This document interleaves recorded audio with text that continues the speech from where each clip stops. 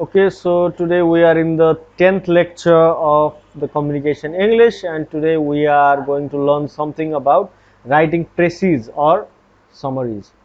So the book which I referred for making the slides and this video is uh, as the usual book, Communicative English by Raskishore Singh, and the page numbers are from 134 to 139. You can take the book from the library and see by yourself.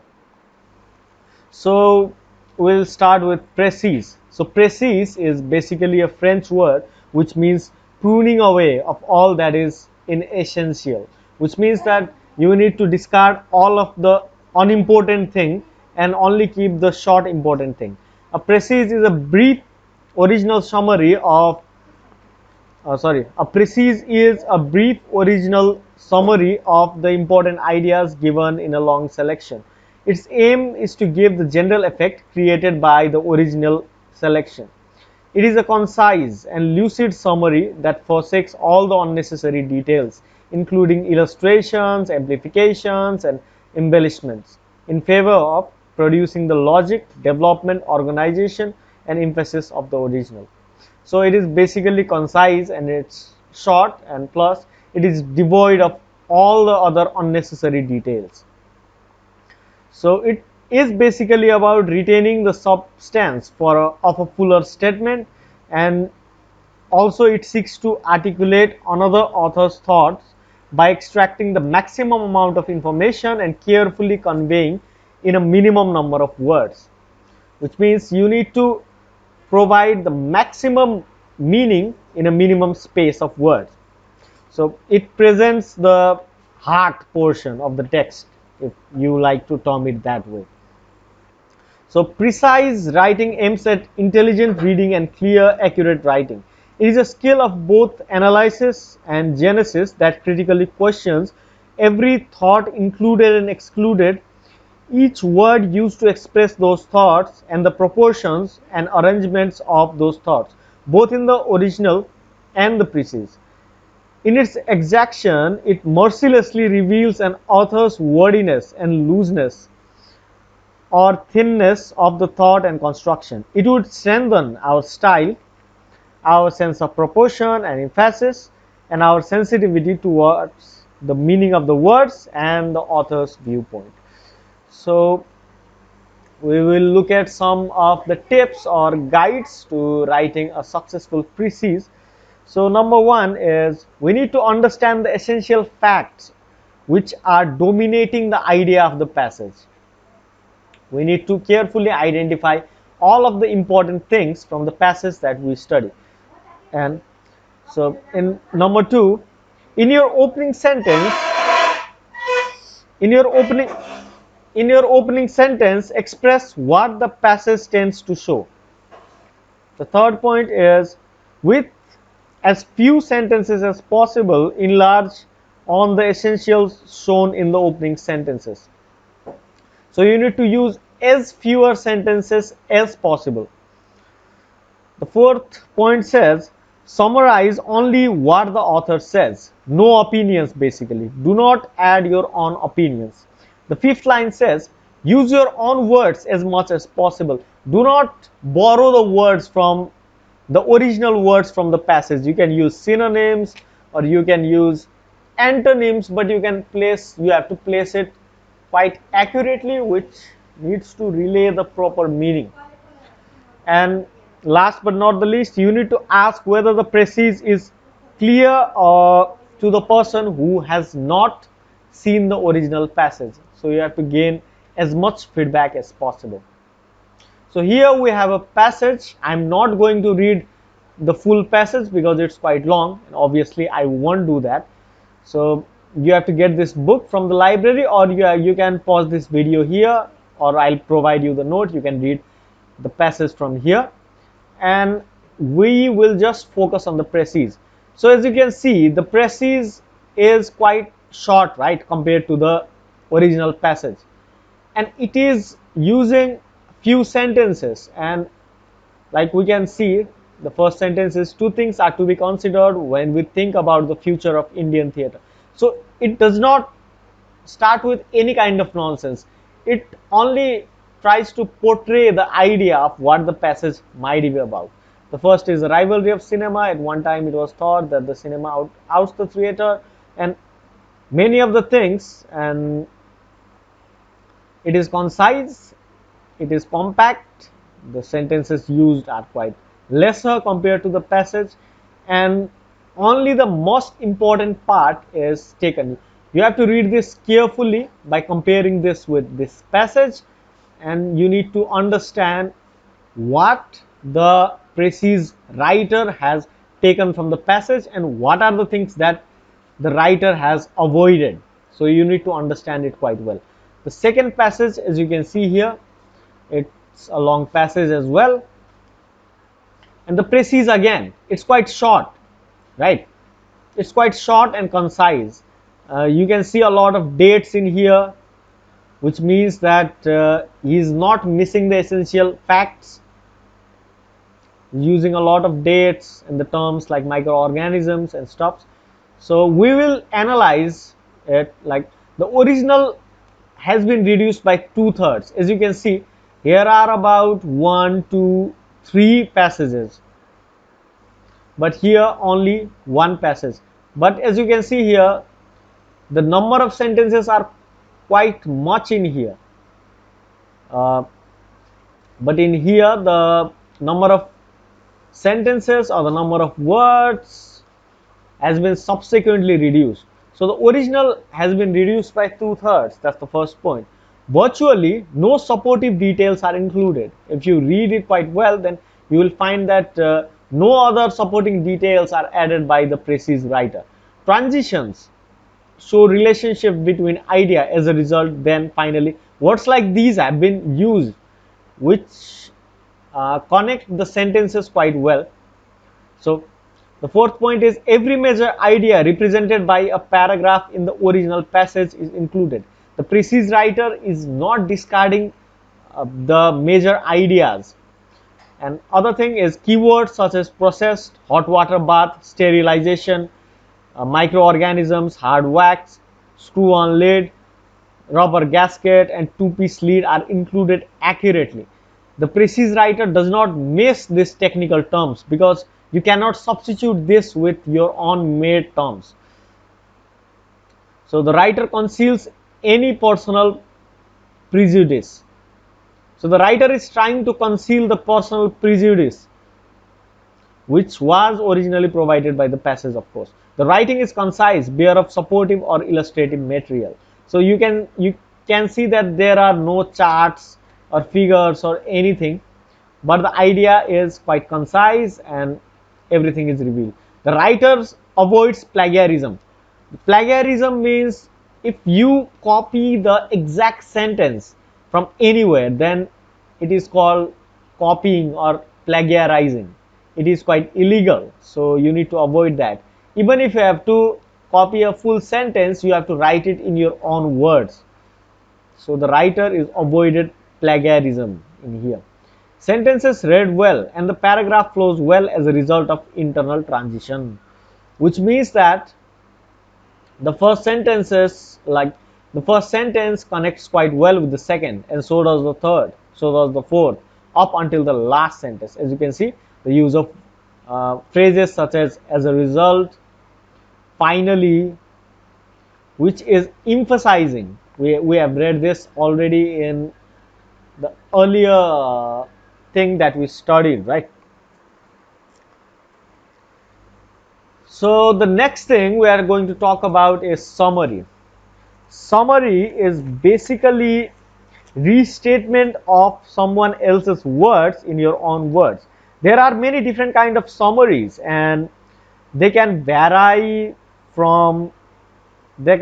according to a degree to which you can interpret or analyze the source. Some are pages long while others are just 1 or 2 sentences. However, for all types of summaries, the writer is responsible for generally stating in their own words the main information or the argument of another writer. Generally, a summary is 1/3 of the whole passage. Before you write the summary, consider the thing you need to consider is why your audience it might be your professor or boss or client, why they want to read it. Why shouldn't the reader just read the original? Why should they read your summary? Why don't they just go and read the original passage? So you need to think quite a lot about that thing, because summaries benefit the reader because they offer a concise general version of the original information. So you have to put it in concise terms. That's the first thing. And the other thing is, you have to generalize the original information. It might be a proper technical passage, but you have to summarize it on the basis of your readers according to their background. They might be a high-tech audience, or they might be just a layman who barely knows how to read or write. So you have to write, or uh, you have to place the summary in by taking all the things into account. For a busy reader, summaries provide quick overviews of the material. Summaries also show the readers that you have understood the general point of the text, and in this way, teachers can test your knowledge. So it means that you have thoroughly read the passage or the general lesson, and you have understood it quite well, and only then you can write it in your own words, right? The process of summarizing someone else's material enables you to better understand that material. Finally, summaries allow you to introduce knowledge within a research context. You can summarize someone's argument in order to analyze or critique it. So we will see some of the tips for writing the summaries. The first thing is, shorten the text in such a way that all facts are in the summary. It is a must that you should concise, like make the passage or compress the passage into much lesser words and sentences, but that does not mean that you need to miss all the vital information. If you do that, then it will be just restating the passage, that too poorly. So you need to leave out examples, evaluations and interpretations, but you have to put the gist of that. The second thing is, skim the text, which means that you need to avoid all the unnecessary hurdles. You should know what is the main content of it, and you need to read the headline carefully, which basically means you need to skim the text. So the third thing is understanding the important details. You have to read the text again and again to understand more details. You must have understood the whole text before writing your summary. The fourth thing is, make notes using keywords. Underline the important words in the text, which might be enough. Keywords are such kind of words around which the whole passage or the whole lesson is built around. So you need to identify those keywords. And number five, you have to form sentences using those particular keywords. Those sentences should reflect the main content of the text. The sixth thing is, connect the sentences using suitable conjunction. You can't write, if two situations are contrasting with themselves, you cannot write person A is doing this and person B is doing that. You have to write person A is doing this, but person B is doing that. So you need to be quite aware of the use of conjunctions. If you don't know it, you might as well leave it, but do not place unnecessary or wrong conjunctions. The first sentence should describe the main context of the text, and the other sentence should either support it or like flow in a certain direction. The seventh point is, use simple present or simple past. Your summary should be in a certain time, like you have to use the same form of verb, like you have to be consistent throughout the summary. You can write the sentences in reported speech, which will be a bit better, and like not just better, you have just to write the sentences in reported speech format. The eighth thing is, you might have to change the person sometime. For example, if in the passage you might see something like Ram is doing a work, then in your summary you have to use something like the pronoun of it. the suitable pronoun, like he is doing the thing. Or sometimes in the passage you can read something like his or her, which is quite the involvement of gender identity. But in your summary you can simply replace it with the pronoun there, which is quite indifferent with the gender, right?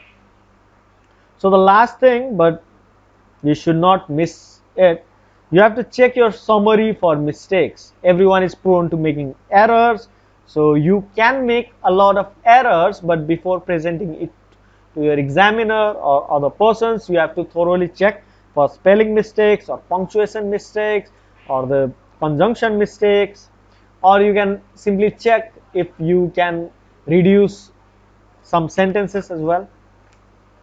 So these are the general tips for writing the summaries, and now we will look to some of the passages. So as you can see here, it's the sample passage 1. As you can see here, we have about, I don't know, 100 sentences, but you can see here the summary is uh, concise, like it is compressed in about 5 sentences. So the writer, the summary writer here has compressed all of it by identifying the important points, and he is discarding all of the nonsense, or as you can say, all the unnecessary details. So you need to study it quite well, and yeah, it is quite hard to make the summary quite small as it is mentioned in the book, but with practice you can get better. So for sure I will not read all the way to the all the way whole passage, because it is your work and you have to do it. And if you find some problems you can ask me. And also here we can see a sample too. We will just skim through it. You can see 1 2 3 4 5 6 and 7 paragraphs. The size of the paragraphs are quite inconsistent, but you'll be quite surprised to see the size of the summary. It is like the 7 paragraphs is compressed into one paragraph with only 116 words. So the thing you can identify is you have to make the paragraph as concise as possible, and you have to read through the passage again and again, identify the keywords maybe, and make your sentences around those particular keywords.